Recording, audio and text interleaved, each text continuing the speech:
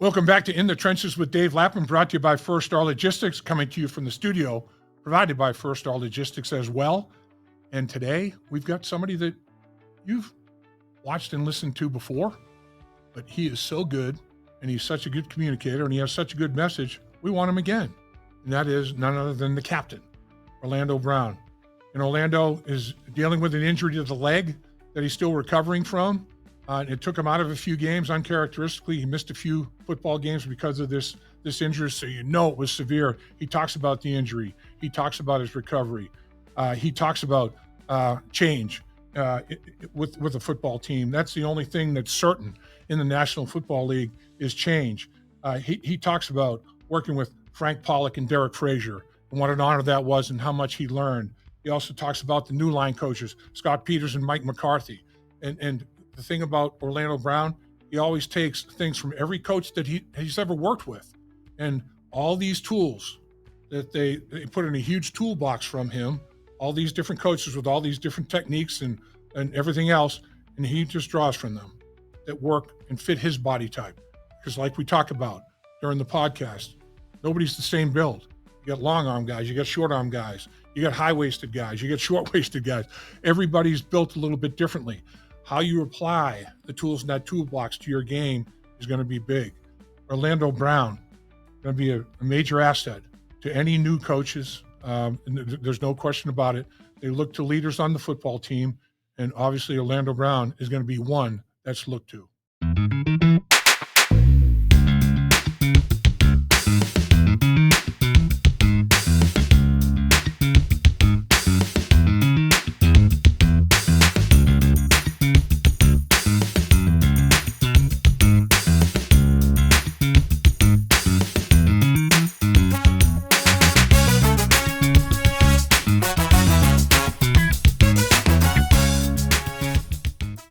What a great call you made to join us in the trenches with Dave Lapham, brought to you by First Star Logistics in our outstanding studios, as always, provided by First Star Logistics as well, because we've got one of the favorites of our show. I mean, he is unbelievably cooperative, unbelievably generous with his time, and a fan favorite extraordinaire.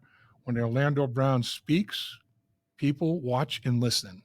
And we've got Orlando Brown with us, who's been with the Baltimore Ravens, the Kansas City Chiefs, the Cincinnati Bengals, Pro Bowl everywhere, Pro Bowl player, just one of the greatest players on the edge at the left tackle position in the National Football League. And as we've said many times, he's a great football player and even equally great or greater human being in person, man. And Orlando, yes, welcome. Sir. Appreciate you as always. I mean, that was the best introduction I've received. I mean, I've been fortunate to be on the side of, I guess, a good amount of awards and accolades, but that was an amazing introduction. I appreciate you, Lap. Well, I appreciate you, man. I mean, you set such a high bar in every area that a bar can be set, and the Bengals are so fortunate to have a guy like you as a leader, captain, and leader of this football team. First of all, you had a rarity in that you've been very fortunate in your career of avoiding, injury that took you out for any kind of a period of time. And unfortunately, you had an injury that was serious last year. And you fought through it. You played through it. You toughed it out. You're one of the toughest human beings I've ever met. Tell us, what was that injury like, man? What was the injury, and how difficult it was? How difficult was it to deal with? Yeah, it was very difficult. Man, basically what happened was we were playing Cleveland. Was that October 20th last year, and man, the game was going really well for me, to be honest with you. I feel like I was playing really well. I had a ton of family at the game too. My mom's from Cleveland.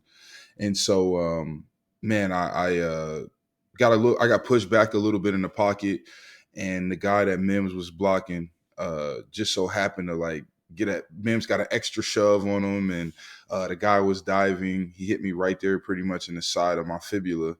And so at that moment, I had an MCL sprain.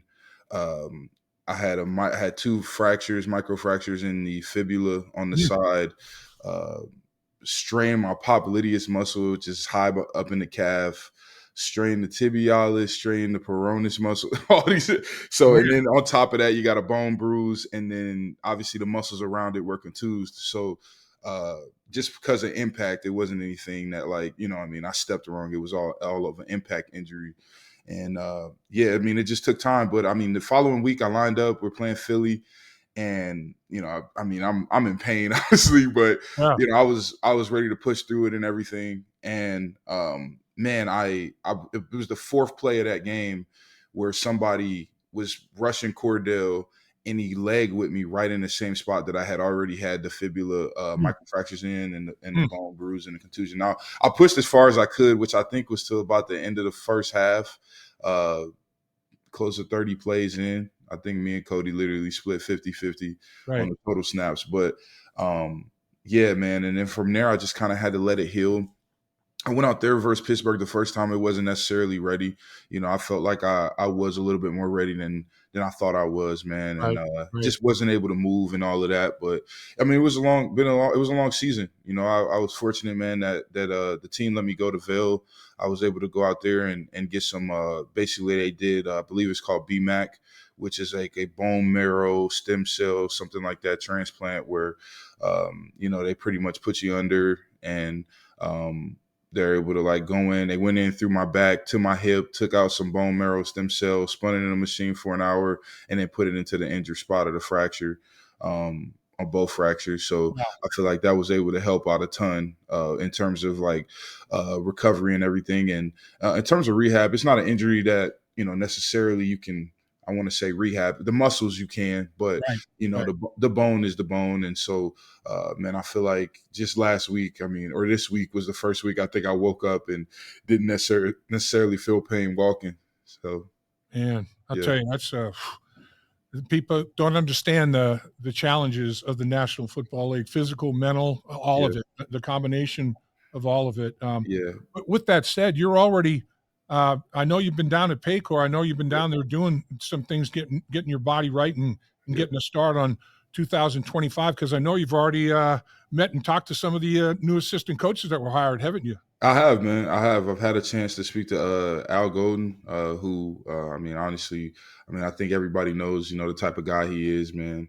He seems full of energy, loves what he loves the coach, loves the game of football. Yeah, I think he's going to be awesome for us, man, and bring great insight. Obviously, he's been here before too. sure. And Coach Jerry Montgomery was the D-line coach at Oklahoma when I got there. So, Yeah, he helped instill a lot of confidence into me. I worked a lot with him one-on-one, not necessarily one-on-one, but with his group, because the way Coach Stoops would run practices, the scout team O-line would go down with the D-line. And we were supposed to be crash dummies, but Coach Mont let me be myself and go out there and then practice hard and physical. So he helped me a ton with my confidence early great. on Yeah, as a younger player. He's also full of energy, man. He knows how to coach. He loves to coach. I think about his groups in Green Bay. He was able to get the most out of those guys. And man, he, not saying he turned them into a talented group, but they play really, really well and play really hard on film. And we're always a tough physical group to play against. And sure. yeah, man. I got a ton of respect for him. I haven't had a chance to meet Coach Hetcher. I think or Hatcher. Hetcher is the linebacker coach. I haven't had a chance to meet him. But our new offensive line coaches, man, with Mike and Scott. Two great guys. Two guys that again love the sport, love coaching. They're going to bring a ton of energy. I was very fortunate to work with Coach Scott in 2017, my last year at Oklahoma. He came, Coach Beatenbow brought him on for about a week to work with us on independent hands and strikes and all that. I think at the time he was kind of like an independent guy, maybe Yeah, working with the Charles Bentley in Arizona or something like that. And yeah, man, that was my first time really being introduced to independent hands. But we got some great guys, man, and I'm really excited to get to work with Scott. Mike Hodges is the linebacker coach that you're. Just Mike Hodges, yeah. Yeah. But yeah, we'll get to Coach Peters here Yeah. in depth and his assistant Mike McCarthy, not that Mike McCarthy, Yeah. a different Mike McCarthy. That confused me too. I saw it Yeah. on paper and I was like, what the hell? First though, I know you're a not only a great football player, you're an unbelievable student of the game, historian of the game. You're an ambassador of the game, and I know you learn from everybody. And I know that your game, you draw you're a sponge, man. You draw from every place you can draw from to make your game better, wherever that may be. And I know that Frank Pollack and Derek Frazier, the last two offensive line coaches that you worked with the Cincinnati Bengals, they're not part of the organization anymore at this point in time. But I know they impacted what you did, didn't they? I mean, so much, man. Frank really changed my career. He gave me everything that I needed, I think, at this time, especially over the last 2 years, to truly be able to develop into an elite pro. And, I hate talking about shoulda, coulda, wouldas, because I wanted nothing more than to be able to be a first team All Pro left tackle for him and bring that for him underneath his resume, because that meant so much to me, just how hard he worked, how his attention to detail every single day. It was, I mean, really special, man. I mean, one of the best men I've been around. And he helped me with my career so much, just with the day-to-day and the understanding of what it took to, get to this point and to maintain it and to continue to get better. Coach Frazier as well. I mean, so much insight from him, just with small details on something that he may have seen with my footwork or my lateral shuffle or my entry on a high leg of a double team.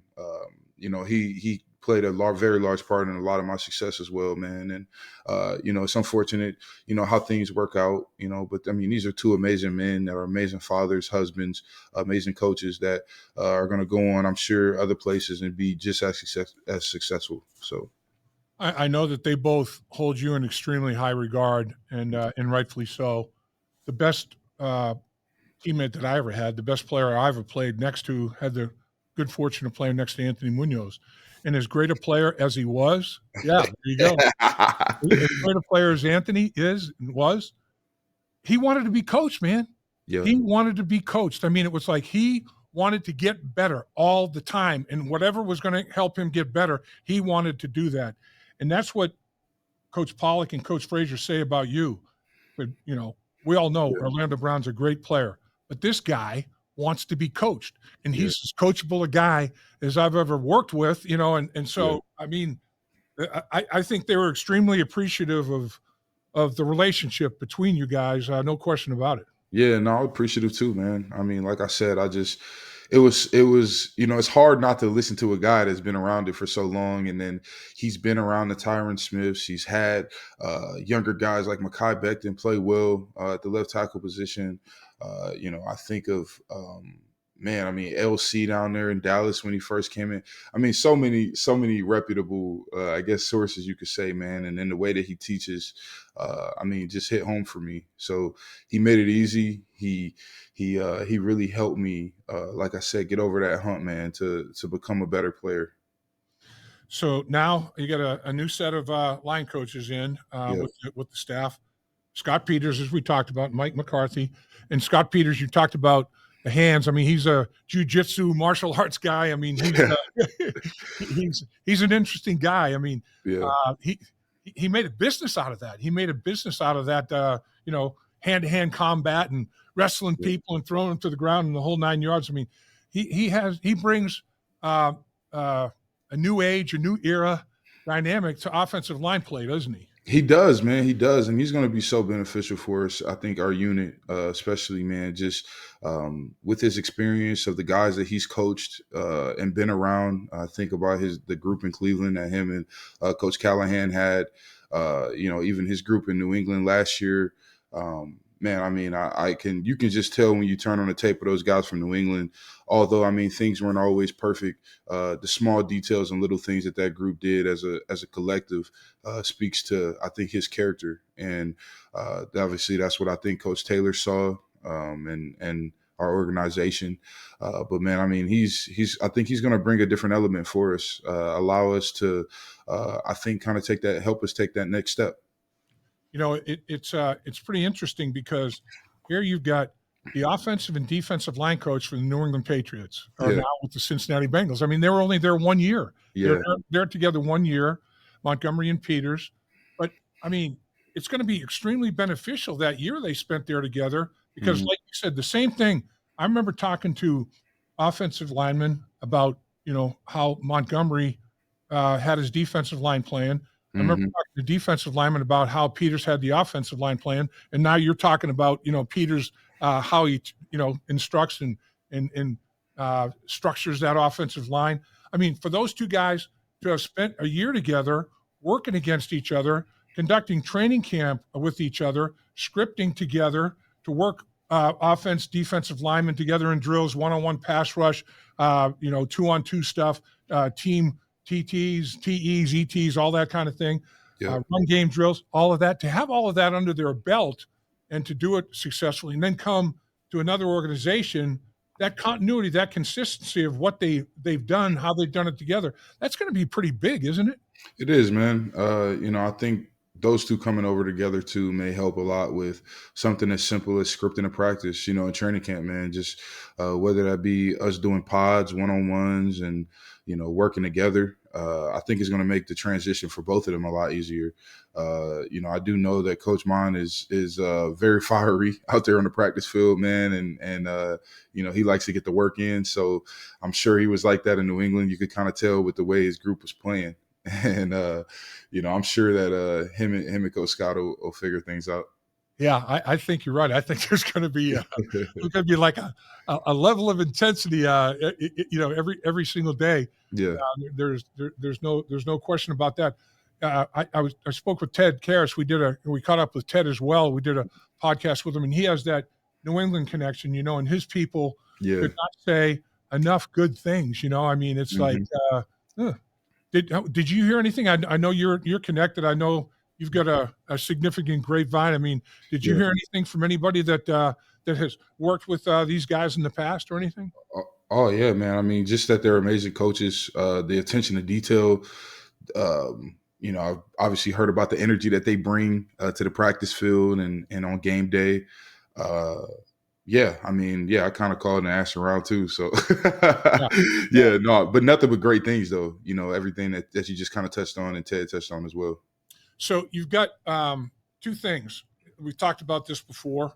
Yep. Uh, any athletic endeavor starts with the feet, ends with the hands, right? I Yep. mean, if you're throwing a football, shooting a basketball, whatever you're doing, you Yeah. got to get the footwork right to put your body in place to go through the mechanics. And then the last thing is, what do you do with your hands? I mean, whether it's following through, shooting a basketball, whether it's, following through swinging a baseball, whatever the heck it is. Yep.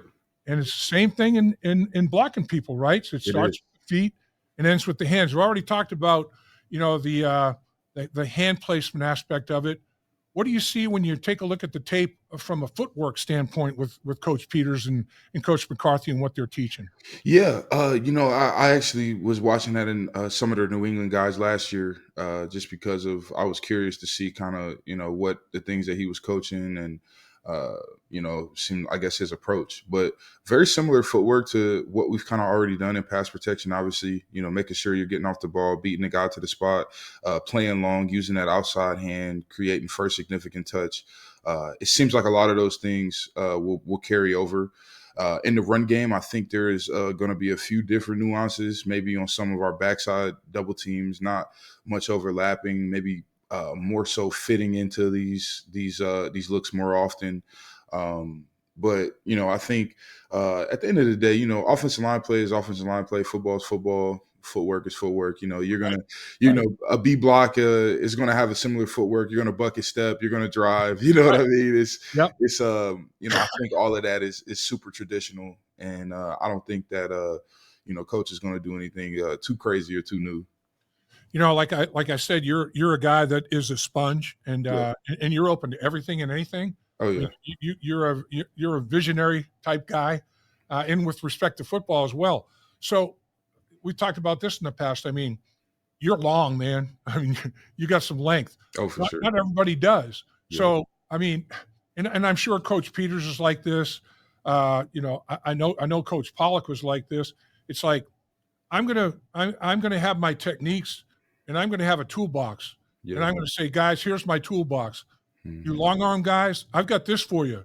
You short arm guys, I might do something a little bit differently than I want the long arm guys to do, or For I mean, sure. it's like everybody's body type is a little bit different, and you can you can make all the techniques malleable. I mean, you can apply them to the different body types and everything. And most coaches are like that. They don't say, "Damn it, get rid of everything you've learned. My stuff only, and we're doing it this way." And it's going to be a dictatorship. It's not. It's basically everybody's going to contribute to the cause in terms of that, right? I mean, applying the toolbox and the techniques to help everybody. Yeah, that's so important, man, because especially when you get to the professional level, being a cookie cutter coach, you're not really going to develop guys, and not everyone has the same intangibles, way of processing, understanding. So I have ran into those coaches that are somewhat cookie cutter, and they kind of struggle to get the most out of guys. And man, I've been very fortunate to more so be on the other end and have more other guys like Coach Pollack. And I believe in Scott as well. I mean, because you got to think with a lot of what he was able to do with the guys in New England. I mean, I feel like he got a lot out of those guys, a lot out of those men that were being able to go in there and play in snaps on Sundays. And so, and I've had, and just in my small conversation with him, I mean, he's not a cookie cutter coach. He's going to do a great job covering all bases, giving everybody a toolbox that they need to go out there and execute at a high level.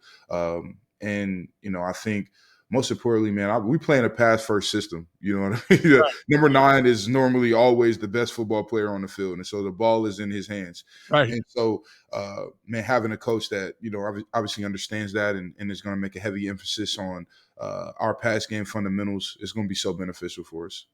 I always respected the coaches that they did have a pretty hefty toolbox of techniques to, and then schematics and all that. I love and respect all that, but then doubly respect the coaches that when you came off the field, they're like, okay, you're the guys on the grass, you're the guys that are out there. You're the guys that are trying to get it done. You're going to battle for me here. What do you see? What do you feel? I mean, what do we need to do? What kind of adjustments do you think, would be appropriate? And listen, those are the kind of coaches I think that I think they go to a high level as coaches, and I think they take their players to a high level as well. And I'm sure a guy like you who's been in the league, for as long as you have, that has enjoyed the success in the league for as long as you have, they're going to listen to what Orlando Brown has to say when you come off the football field. Yeah. And that's important, man, for all of us, to be able to communicate things. I think about even Pittsburgh, that last game at the end of the season this year, just going up and telling Joe, like, hey, this is kind of what I'm seeing and feeling in their rush plan. Just be aware of it. You know what I mean? All of those things are so important with communication and just really seeing.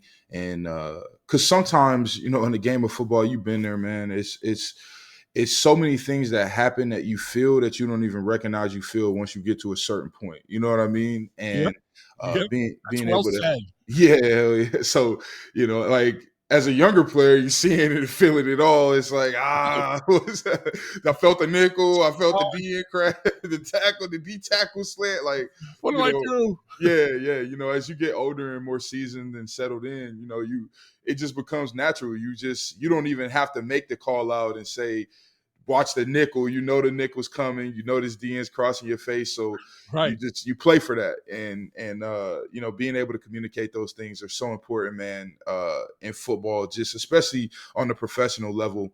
Being able to communicate that type of stuff to your coach, to your teammates is important. The other aspect of this, and we've talked about this, I know as well, but it's worth talking about again.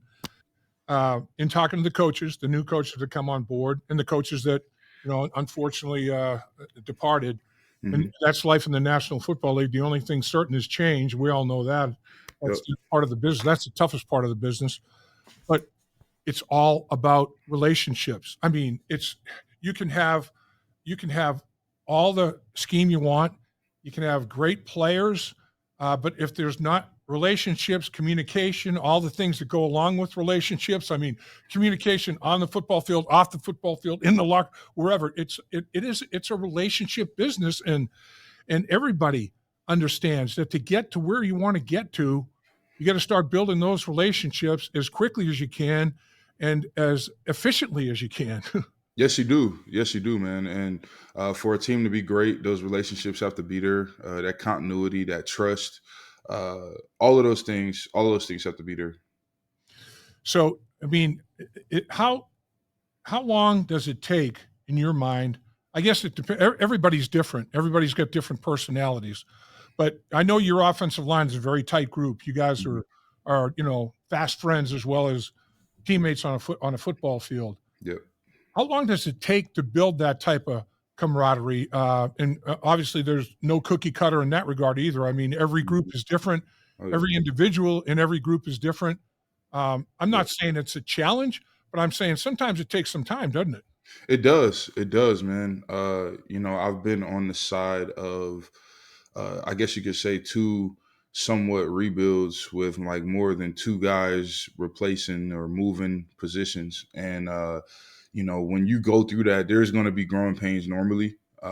Just because of the continuity that you mentioned, the communication and camaraderie, all of those things somewhat take time to develop, because we're talking about some of the strongest personality men in the world, and doing what we do at a high level. I think naturally, everyone it takes time to learn and understand their role within the building, within the room, within their position group. And so things like that, man. I mean, I would say sometimes it takes to about that first quarter of the season to be over, heading into the midway point for offensive lines to kind of have that continuity, to be able to go out there and have trust and confidence. They've seen a lot of things. I think 4 games in the NFL, I mean, normally you're going to have seen a lot of good players, good defenses, coverages, blitzes.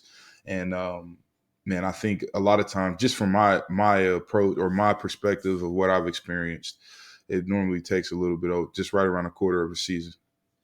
So I know that you mentioned you've met Al Golden and you knew Al Golden. I mean, he's been in here in Cincinnati before. You've Yeah. known all about Al Golden. Um, Al Golden's last game as a professional coach with the Cincinnati Bengals as a linebacker coach was the Super Bowl against the Rams. Oh The wow. Bengals lost. His last game in college after a 3-year stint as defensive coordinator was a national championship game Yeah. against Ohio State that came up short. But Yeah. the last game that he's had in his professional stint up until coming back was the ultimate game. The last Yeah. game he has as a college coach, as a coordinator, Yeah. the ultimate game. I mean, that's pretty interesting, man. That's that speaks well of Al Golden, doesn't it? It does, man. It does. I think him coming here is going to help us get over that hump as well. So, that way he doesn't have to finish, I guess, on the losing side of things anymore. But, man, I mean, I got a ton of respect for him. Just the way that people have spoke about him around the building, man. You kind of already know the type of guy we're getting. How much he loves the game. I mean, I'm walking around up at the coach's office just BSing, man, seeing who I could find. And he's one of the guys I find in there already getting ahead on scheme and personnel and everything. So, man, I mean, it's really cool to see, how much he loves the game, how much he loves the sport. It's going to be so beneficial for us and the type of guys that we have in our locker room.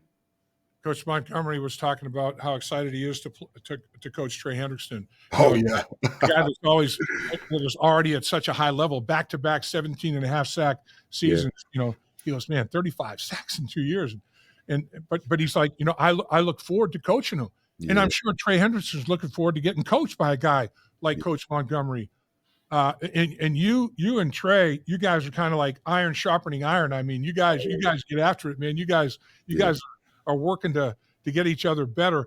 Yeah. And man, with the energy of your offensive line coach, the energy of his defensive line coach, and the players that you two guys are, man, it's going to be like there's going to be Yeah. sparks flying on the edge, man. It's going to be. Yeah, I gotta be honest. It was already sparks flying. I hear you. I hear you. No doubt. It'll be a few more sparks flying, man. But Coach Mon, I mean, it's gonna be great for Trey. As I mentioned, man, Coach Mon is always gonna get the most out of his guys, and I mean, Trey is a guy that. I mean, you don't have to say much to him. He loves the game. He loves the Right. work. He loves the process. And when you have a guy that loves the process like Trey does, good things happen. You know what I mean? The guy that loves to practice, the guy that loves to train in the off season, um, when you find those type of guys, good things always happen, man. And I'm a firm believer that Trey's going to do his due diligence. I'm sure Coach Mon will be even more in awe by his approach on day-to-day basis, man, Right. and how hard he practices and how hard he trains. And the final, I guess, component on the defensive side of it, Al Golden was the linebacker coach when Logan Wilson was drafted with the first pick in the 3rd round. Wow. Al Golden went to Wyoming and worked him out. Oh, wow. And went to the combine. And I mean, he was the guy that we got to draft this guy. So he was his position coach. Oh, and then he coached Pratt, for a year or two as the linebacker coach. So he's intimately familiar with those guys, at the linebacker position. And when you got linebackers like that, that's a plus for your defense that already have, a little bit of familiarity and a relationship and realizing the expectations of the defensive coordinator. That's all good stuff too, isn't it? It is, man. It is, because when you've got that relationship that's already been created like that, especially I think once Coach realizes how much Logan has grown, obviously from that point, man. That's going to work out perfect. Yeah, I'm excited on so many levels, man. I think it's offensively. You look at what Joe Burrow did, man. Yeah. I mean, the numbers he put up. Yep. The career most attempts, career most completions, career most yards in single season in Cincinnati Bengal history. Touchdown passes. I mean, you name it. And then Jamar, Triple Crown winner. It's like my gosh, you have so many. T. Higgins, 19 yards shy of 1,000 yards and missed 5 games due to injury and missed parts of others. I mean, he would have been 1,500 or whatever, I mean, for sure. Crazy. Then Chase Brown. I mean, the weapons that you guys have offensively and what you've got up front to work with. Now the coaching changes and all of the freshness and newness of that. How excited are you? I guess. I mean, I'm excited. I'm not even going to play, but I'm excited about it, man. Yeah, I'm excited too. I think last year, right away in OTAs, we recognized how much better Joe was, compared to the year before prior to injury. So, seeing his growth, I mean, that's our engine. When people see him playing well, practicing well, it's only going to elevate everyone else's play. And, man, I mean, with the talent that we have, with the coaching that we have, the scheme that we run, everything's in front of us, man. And I think it's important for us to take the next step as a locker room and continue to grow together, continue to get to know each other more as we continue to move forward, starting the season fast, setting those goals for ourselves to be in the number 1 seed, winning the AFC North, and really going out and doing it, man. I think that's the next step for us, is to be able to do what we're supposed to do. And I feel like those are things that we haven't necessarily done over the last 2 years since I've been here, with some of the games that we lost. No disrespect to the New England Patriots of last year, but I'm not saying we're supposed to open the season losing that game. You know what I mean? We're supposed to start the year winning that game, winning to Kansas City, and going about our business from there on out. And so we were a play away, or 2 plays away in both of those games, I guess, from winning those games. And so I feel like it's important for us to take that next step, though, as a locker room, man, so that we can put ourselves in the best position and bring a damn playoff game here to Cincinnati. I hear that, sir. And finally, and again, thanks as always. You're outstanding. Of course. You're a heck of a communicator. You're very generous with your time. You're the man. You're one of one. You're the best. Thank you, lad. So here in Cincinnati, the culture that Zach, has built, the new coaches talked about that. Zach's culture is obvious. The players that are here that we've already talked about, and not only the type of players they are, the type of people they are, including yourself, Joe Burrow, Jamar Chase, everybody we've talked about. All the new coaches have said, man, it's a destination. I mean, this is someplace you want to be. This is someplace you want to go. Yep. And I would think that's going to carry over to veteran free agents, retaining your own free agents, and then every kid that gets talked to in the upcoming draft from Bengals, whether it be scouts, personnel department, assistant coaches, whoever, they're like, the Bengals? Yeah, man, I'm all in. I mean, there are Kansas City, Baltimore. There are destination franchises, and in the AFC and in the NFL. The Bengals are one of them, man, right? Yeah, yeah, it is. It is. That's why I'm here, man. It's one of those places where, uh, I'm very fortunate to have come in when I came in, and there's obviously this organization has always gone through growth. But the one thing about the Cincinnati Bengals, Mike Brown, Paul Brown, is they've always been innovators. They've always been ahead of the curve, and I know that they get a bad rap on certain things, but and I feel like the trajectory and the way that we're moving, it's unique and it's different from other NFL teams and other organizations. It's going to allow us to put ourselves in the best position. And so, with obviously starting with number 9, how special he is and gifted he is, with the culture that Coach Taylor has been able to create, allowing the players to set the tone, allowing the players to be the guys that make our locker room go.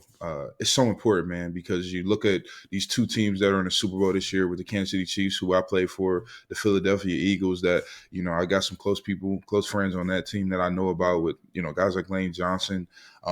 Man, that's where it starts. It starts with your leaders in the locker room, allowing those guys to, I guess, direct traffic and setting the tone for the energy, our goals, our perspective. And, I take a lot of pride in that. I feel like over the last 2 years, it hasn't been necessarily great. I don't think it's been an immediate direct reflection of Coach Taylor and what he represents and what he wants our locker room to represent. But moving forward, man, I think I know that, we've got a better grasp on things, especially the leaders in the locker room, and being able to go out there and do what we need to do to get in those playoffs and bring a Super Bowl here to Cincinnati. Man, what you're talking about is so important. The buy-in, Yeah, The exactly. complete and total buy-in, man. Yep, That's what it's all about. exactly. That's when you have great seasons. There's no question about it. Yep. And you're a great player. And heal up, Yes, sir. have the best offseason you ever had. I know you're already thinking about 2025 and everything that goes with it. I am. And I know everybody in Cincinnati agrees with me when they say we're blessed to have Orlando Brown, man. We're fortunate to have Orlando Brown in our community and playing for our football team. And there's nobody better, man. Appreciate you. Yes, sir. I appreciate you, Lap. Thank you. Have a great one. Yep. Dave Lapham here. While games are over for the season, there's no off-season for In the Trenches with Dave Lapham or First Star Logistics. First Star Logistics gave away great prizes during the season, which will continue with exclusive content in the First Star Media Group YouTube channel. So please, do me a favor. Subscribe to In the Trenches, hit the like button, and visit the First Star Media Group YouTube channel for exclusive content and special giveaways.